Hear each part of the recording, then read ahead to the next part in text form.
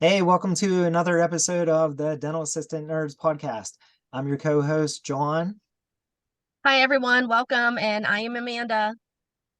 All right, and we have a very special guest today. We have Nicole, who's a dental assistant entrepreneur, joining us from North Carolina. So we figured we'd bring Nicole on. She has a lot of great ideas and a lot of things that she has her hands in the cookie jar for. So we figured we'd get her in and help spark that interest and see what other dental assistants can get into. So Nicole, thank you so much for joining us. Thank you for having me. Great. All right, Amanda. So let's kick us off. What do we want to talk about today? One of the things that we're always seeing on social media is dental assistants get into the career field, and we're thinking of different avenues once we're a few years into the field. In a sense, we hear this dental term of, dental assistant burnout, dental burnout in general, career burnout. So, and John and I have experienced this, honestly, probably I would say about 5 years ago. I had that moment of working in my office and thinking, I can't do this anymore. There has to be more to what I can give to my community. There has to be more to what I can do with the knowledge that I've learned up to this point in my career, which would have been, about 14 years into being a dental assistant. And then we got this opportunity, and our ball started rolling in the avenue of Cornerstone Dental Assistant Academy. So yet again, the dental assistant school that John and I own in the Pittsburgh region. So it's opened up a whole new avenue of what we can do with our skills, what we can do with our knowledge. So we have also we are grateful for the professional contact of Nicole as well in North Carolina. So she also has stepped into that entrepreneur avenue of dental assisting to let you know that the dental burnout, or we kind of, want to know what we can do out of the bubble of dentistry when it comes to the dental practice. So Nicole's going to give us a little bit of history of how she got to where she is, and then many different kind of like John said, hands in the pot of things that she's able to do, and you're still able to utilize your knowledge. So Nicole, if you could give us a little introduction rundown of the things that you have going on there in North Carolina. So, yeah, absolutely. I do have my hands in a lot of different pots, but I do want to establish first, I did the same program that I teach and that I own now. So, about in 2009, I had a 6-week-old and I did a 13-week program for dental assisting. And it's just been like wonderful to be able to go to school for that short amount of time and to be able to have a career that you can grow into. So when about 5 years after I did the program myself, I started teaching, and then I became assistant director of education. So I still am that as well. So I've been managing our corporate locations. We have 8 now across the state, and we're franchising. So I've been managing since 2015. And then I opened my own franchise last year, and then I'm looking at opening my second school here in the fall. And then as well as like my resumes on the side. So I'm just very grateful for like the opportunity. But I definitely think that being the burnout, the trapped in the op is, a real situation for a lot of people. But what I try and tell my students is that you have lots of options upon completing the program without going back to school. Like if you want to do hygiene or you want to do dentistry, wonderful. I have some students of mine that already passed their DTATs, and they have me put them in my phone as Dr. So-and-so, and that's wonderful. I think that that's great. But for me, I wanted to get as far as I could without going back to school. That wasn't my, mindset. So you can choose the education path like we did, but there's dental sales rep and there's lab technician. There's just so many different variables based on your personality that would allow you to utilize your knowledge in a different capacity based on that personality. Some of my students, they get in and they're just really not people, they don't Yeah. enjoy that. You And want to be I'm like, lab techs? I'm like, that's great. Like, but you might want to look at maybe gearing your resume after 6 months to a year towards like non-direct patient care, because you have to ask Miss Jones how her day is. And at the end of the day, if you don't care, you're going to be exhausted. So, something more non-direct patient care might be better for you, but you just have so many options. I don't know personally y'all's personal background with like schooling wise in terms of like CDA or accredited or not accredited. And there's all of this like, banter that goes back and forth between the competition of accredited versus non-accredited. And I always tell my students too, look, whether you go to school for 3 months or 3 years, it doesn't matter. School's an artificial environment. When you come out, you still have to be trained per that field, or that specialty or that office. And so, there is definitely like hope and a bunch of opportunity, which I always say, if you're in a place where you have options, you're doing well. Yeah, to spin off, we hear the same thing in Pennsylvania, of course. Cornerstone Dental Assistant Academy, we're not an accredited program. And on top of that, as you have been introduced to an accelerated program, such as the 13 weeks, the same as our program is 13 weeks. In the state of Pennsylvania, on the Pittsburgh side, naturally where we are, we were the first accelerated dental assistant program. There had been none on our side of the state, versus on the Philadelphia side, there's a few that's been open 8, 10, 12 years. So the success is there and the success works. So, we have to tell and kind of teach our communities and teach our people in our environment of, oh, well, you're not a 12-month program. How am I going to learn what I need to do to get a job, to get into the career field? And it is truly successful. And programs are all over the country, including yours, Nicole, have showed repeatedly the students getting in and focusing on the basics of dentistry, which I'm sure that's what you're teaching as well. That base knowledge. And yeah, absolutely getting into that career field, there's always going to be something else to learn. I said, even as a dental assistant myself, going on 20 years, John 27, that even if we switch offices, there's still things to learn.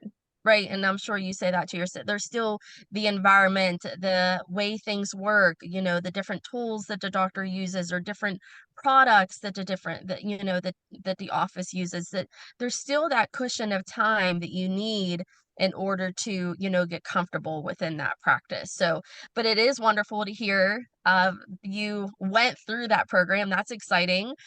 So when you went through the program, you said it was just 13 weeks, 1 day a week as well?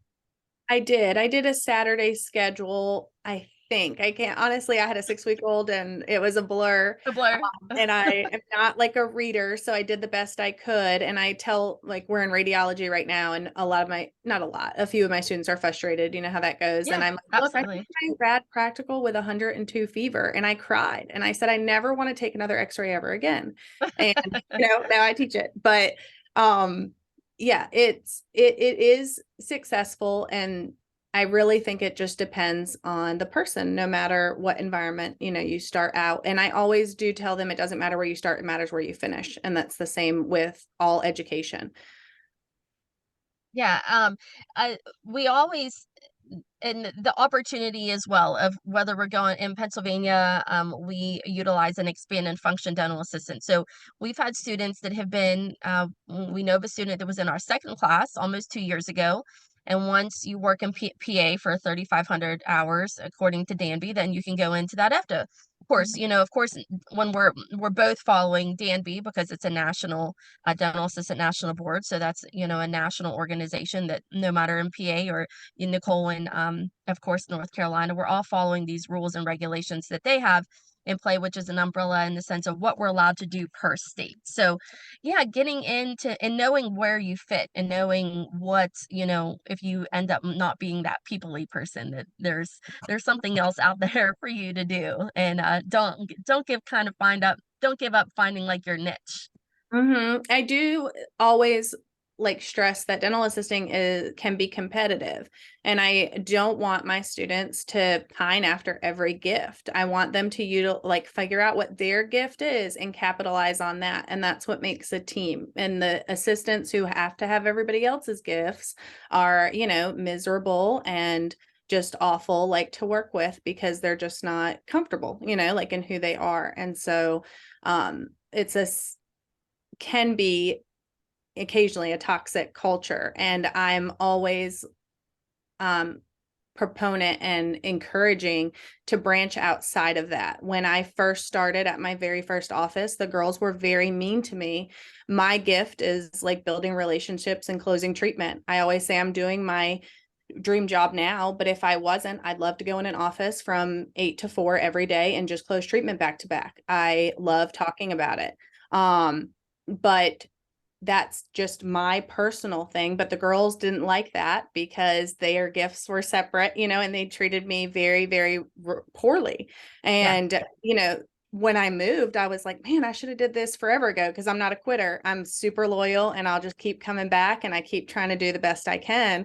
But I'm always a big proponent of, if your office culture is just toxic or close to it, there's a whole big world of dentistry outside blank, blank, and Yes, there's, yes. it's like Your dating. mental Sorry, go your ahead. mental health, no, I apologize too. Your mental health and just the state of mind of, if you wake up and you're disgruntled, or you're in Yeah, tears you're on the way to anxious. work, Yeah. you're anxious, you feel that blood pressure rising, and you have to get to work early and kind of decompress in your car. It's probably not the right office for you, no Right. matter how much, in the sense, we're thinking, oh, well, it pays well. It's the highest, it's a higher paid office than when I was interviewed with somewhere else. But, it is the environment that you're in, 8, 10, I don't, if you're working a 10-hour day, you want to be in an environment that is positive, and one that you can feel that you're bringing your knowledge and your education, and also your mindset of the open-minded, that you're still continuously learning while you're in that practice.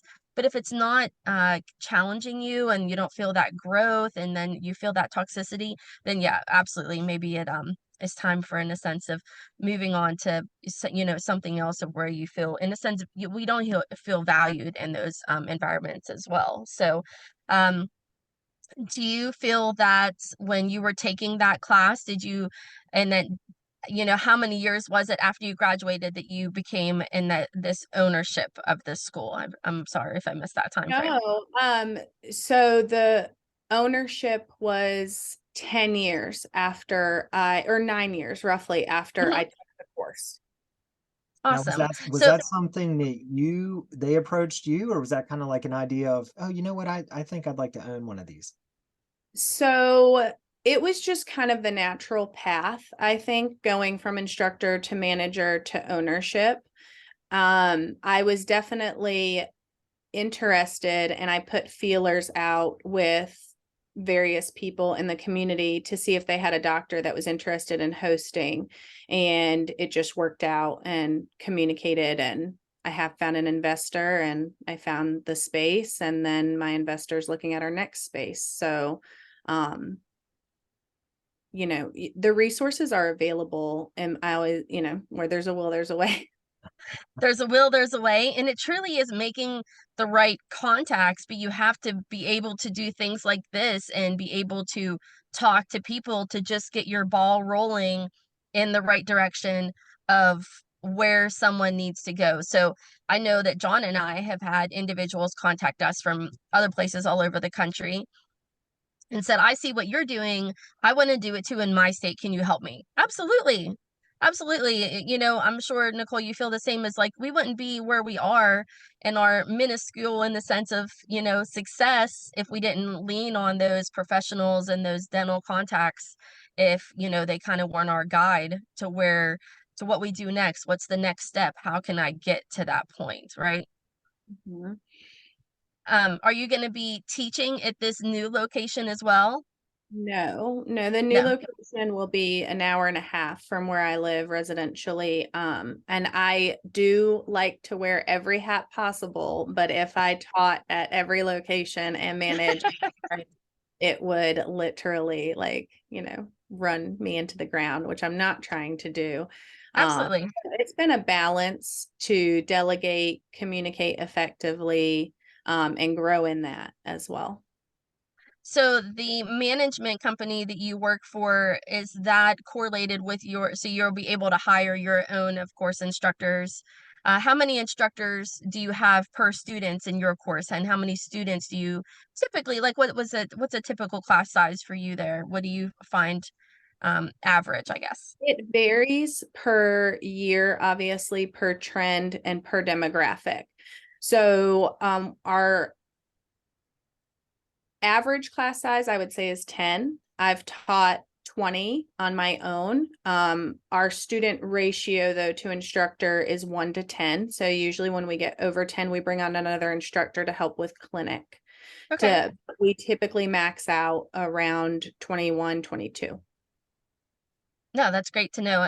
Here in Pennsylvania, we tend to not see numbers that high, but it's wonderful to hear that, of course, John and I are still early in this game and earlier, we're earlier owners for only 2 years in, but we're definitely seeing the influx of contacts from the communities to us of more and more interest in the program. Of course, then you get those dental assistants that are hired in your community, and obviously they help you spread that information of the positive outcome that they've had as well. Have you had experience of hiring any of your past students?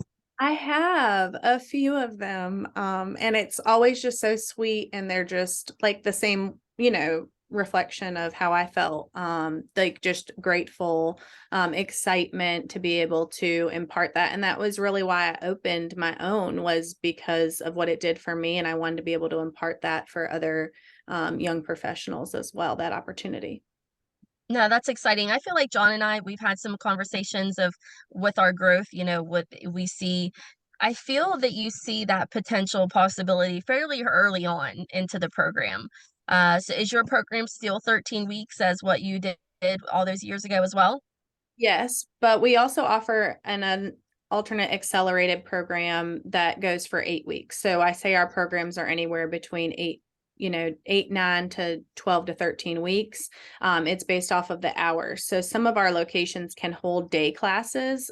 Okay. We originally were founded upon alternate nights and weekends so that the student could maintain their full-time employment and still obtain an education. And about 2019, I said, I wonder what would happen if we did a weekday course. I was just curious, and I put it out there, and I had 20 in a wait list. So that course started like Tuesday and Thursday day from 9 to 3.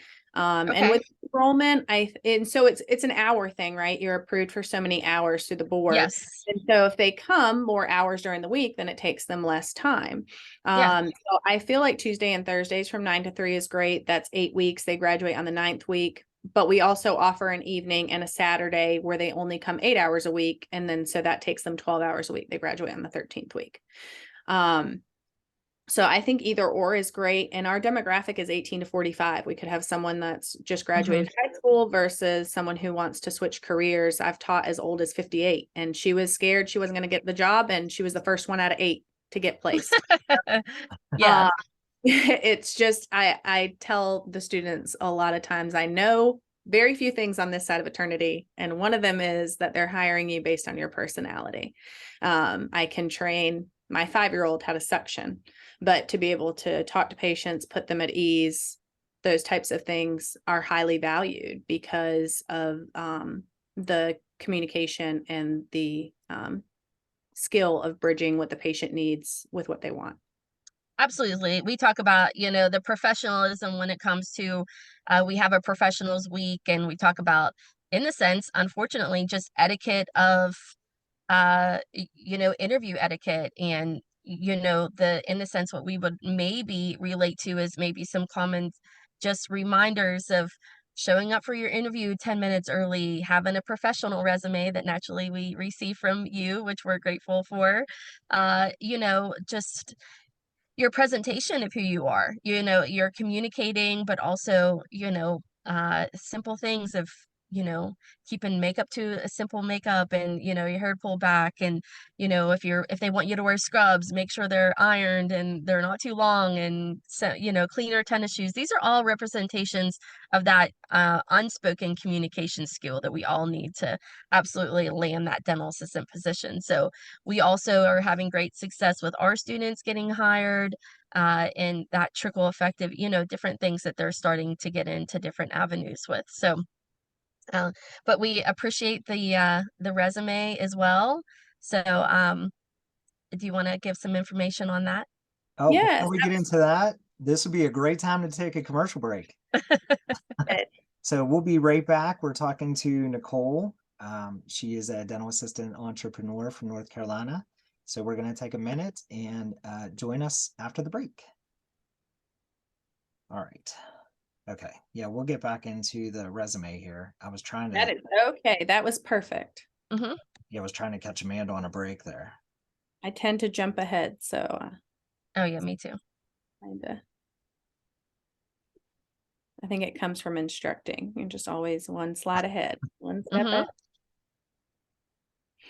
All right. So you want to pick back up, Amanda, with the talking about the resumes? Yeah. You want to bring us back from the break? No, go ahead. You can. Okay. All right, and we are back from our break. Thanks for joining us on the Dental Assistant Nerds podcast. We do have Nicole here. She's a dental assistant entrepreneur from North Carolina, and she's talking to us about ownership of a school that she originally attended, and now she's looking at opening other branches, as well as she's going to get into how she supplies resumes professionally. Of course, dentistry is her specialty. Our school, we utilize her to get professional resumes to pass on to our students, and we feel that that is a great asset, obviously, when it comes to getting a job. Wouldn't you say a resume kind of speaks for itself, Nicole? I would. It's your first presentation or market of yourself. And it's important that you one represent yourself correctly, and that two, you put your best forward. And it's been wonderful. I started about 5 years ago doing students' resumes. I did them for free. And then the students would tell me that the office told them that was the only reason why they called them in for an interview. And then I started, just slowly kind of charging more and a little bit more. Still though undercutting the market by at least 50% So, because so as you, I'm sorry, I don't mean to interrupt, but oh, Erica. as you started teaching, you were like, okay, it's kind of important that you have a resume to get a job. So did you just kind of say, all right, let me just do this for you because obviously you need my help? And then you started to realize, okay, I'm spending a lot of time on these, Yeah. probably a lot more time than you originally anticipated. Like we all kind of start out like we want to do something to help someone, but then eventually you realize how time consuming it is, and you essentially can't do that stuff for free. I mean, that's something Amanda and I find ourselves more and more, that someone wants to lean on us for something and we're all about helping, but then eventually we realize how we committed to something we had no idea what kind of time it was really going to take. Hmm. Yeah, there would be nights where my kids would like, Mom, you're not watching the movie. Mom, you're not watching the movie. So there'd be times I would say, look, I'll watch the movie with you, but I have to do a resume or two, because I have a full-time. Resumes are nights and weekends for me mostly. And yeah, it was just that natural progression. Yeah. Now if somebody did want to get a professional resume off you, we have a lot of dental assistants in the audience. And they might be thinking, maybe I'm not getting that job. Because I see people comment all the time. I've been out of school for a year, I've been out of school for a year and a half. I mean, who knows? Maybe that gateway is the resume. So how would someone get in touch with you to get that professional resume? Yeah, absolutely. So I have a Facebook business page for Resume Renewal, and then also they can email me. My email is apple, APPLE, Nikki, N as in Nancy, IKKI 07 at AOL.com. I know I need to change AOL, but Hey, probably. I have it. Don't buckle. Don't buckle. I Yeah. have one. And I get Um, made fun of all the time, and I'm like, it's not changing anytime soon. But yeah, it started with just my students. Obviously, like I said, I specialize in dental medical with my background. So I advertise on a lot of like CNA pages or LPN pages. So I've done now everything from, I did a firefighters last week. So, because my students would be like, can you do my boyfriend's? Can you do my husband's? Can you do this? And so it started, branching out. And yeah, I just really enjoy it. It's like a little creative outlet. And it's funny because I used to bring resumes, to my ex for him to grade. Like I didn't even do them, like 10 years ago. Yeah. And now it's just like branched out, but I really do love helping people represent themselves. I will say if they're not getting callbacks, it's the resume. That's just hands down what my initial go-to is. So if they're struggling looking for a position and they're not getting callbacks, I would highly recommend it. But it does help negotiate to a better rate as well. Great. Yeah, that's great advice. And I always thank you every time I see that. Oh, I can't get a job. And I'm thinking there's a reason why you're not even getting a call or an interview. I can't even imagine what that resume looks like because, I'm sure we see the traditional, the misspellings and I mean, who knows what else people are really putting, are people putting it their cat sitting on these resumes? Like what's happening?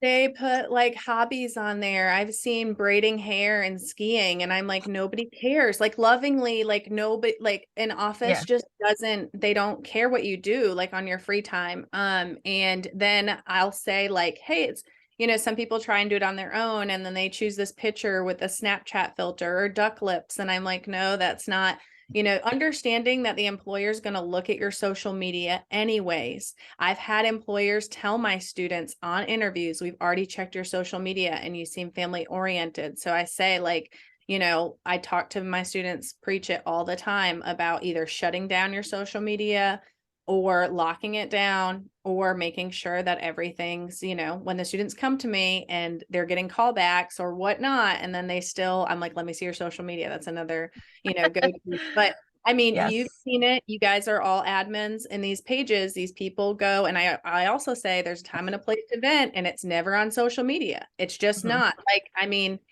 there's different viewpoints on it, but you just have to keep in mind you're a representative of your place of employment. And, Yeah, not to yeah. lock you in. If you're not happy there, move. But there's plenty of other options. But you just have to. I seen girls post black lipstick, and it's like, this is me after my office tries to impose nude only shades. Well, one, you're the reason why they impose that rule. Two, if you don't like it, they find somebody else who does, they sign your paychecks. You have to, like whatever that office policy is that office policy. Yeah, and Yeah, we and that's a we great, I constantly think, go ahead. we're probably gonna say the same thing. Go Uh, ahead. Amanda and I constantly preach like, do not put your employer on your social media page. It's pointless. Nobody's going to the dental office because um, Rachel works at dentist X. It just doesn't Yeah. happen. We see how many times that somebody comments in a dental group or someone even comments in a mom group. Next thing you know, they contact dentist X and dentist X wakes up the next morning and the reviews are down to a 1 star.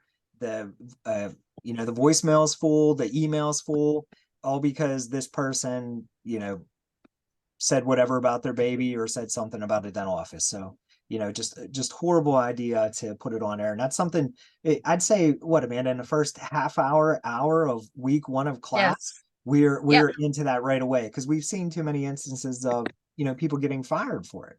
Mm-hmm. Yeah, exactly. OSHA, HIPAA, professionalism, definitely social media, when we're doing I go into high schools and talking about, how they can enter the career in the path of not just entering the industry. This is the career path of any professional career that you want to enter into. We always talk about the difference that there's a difference between a job and a career. There's a difference of John's first job at Giant Eagle, my first job at Burger King, and we talk about those scenarios, how we showed up to work in messy shirts and not on time. I And worked in a deli. I was back there making sandwiches. yeah, It's a I statute was, of limitation on stealing lunch meat. I was definitely eating the chicken nuggets out of the holder, as you're back. It's gross. I can't believe I did it, but I did it. It's part of, different stages of life that we live and we learn and we get those experiences. But we want our dental assistants to know that it is a professional career. We want to be treated as such, and therefore your representation of who you are is important. And if you do interview in an office as, the implementing in the sense of nude lipstick, that there are offices out there that will give you in the sense, this is what the expectation of is for you to show up to work every day, whether you really agree with it or not. And if you don't agree with it, and then, right, like Nicole said, then unfortunately it's not the office for you. That it's the office, you're gonna have to find an office, excuse me, to where you fit. But that doesn't mean that that office is in the wrong. They have a protocol, they have regular, there's a policy, and this is just part of the policy. At Burger King, I had to wear non-slip resistant black tennis shoes. They were from good old Payless. Pay, remember, then Payless was great. They were ugly as sin, but you had to wear them. That was part of the policy. And if you didn't wear them because you forgot, then you learned why, because you were probably falling on the floor from so much grease. So definitely keeping that professionalism, contacting, when you don't know how to handle a situation, contacting those professionals like your instructor, Nicole, John, and I. We're always telling our students that just because we had class with you for 13 weeks does not mean that we want to wash our hands of you and you forget about us and we forget about you. So contacting those instructors, how to handle situations in a professional manner, and get through what you need to get through, but we're all here to help. We're here to be a resource, and piggybacking on the professionalism, one of my favorite sayings is that there's just that professionalism is what distinguishes those from people who have a job to those who pursue a career, period. You're gonna have to send us that. We're gonna have to remember what that was. That's a good yeah, one. that's That is- definitely like what one of my favorite classes to teach is communications, because I tell them every instructor has their own flavor. I'm sure you and John are very similar, but you each have the hills that you die on, and they may not be the same. Yeah. Or most oftentimes, they're just different. But I preach communications every class because I want them to take good impressions. I want them to do X, Y, and Z clinically, but communication is what's going to take them 100 feet further, or yards or miles, whatever, further in their Right. career versus taking a good impression. Right. Absolutely. Absolutely. Well, Nicole, we love to make these professional contacts and continue these professional relationships. I think we're closely running out of time. My timer stopped. Yeah, So I'd say we're out of time for today, but I'm sure, as much as the three of us can talk, I'm sure we'll have to get Nicole back on for a part two. So I'm yes, sure that'll be in the works here very soon. And we can't thank you enough for joining us, Nicole. absolutely. Thank you so much for having me and the opportunity. It was my pleasure. Yeah, absolutely. And of course, if you are looking for a professional resume, feel free to reach out to Nicole. You can find her company, Resume Renewal, on Facebook. And of course, don't forget to like, subscribe, follow the Dental Assistant Nerds podcast here on YouTube and, of course, on Spotify. So, Amanda, you want to send us off?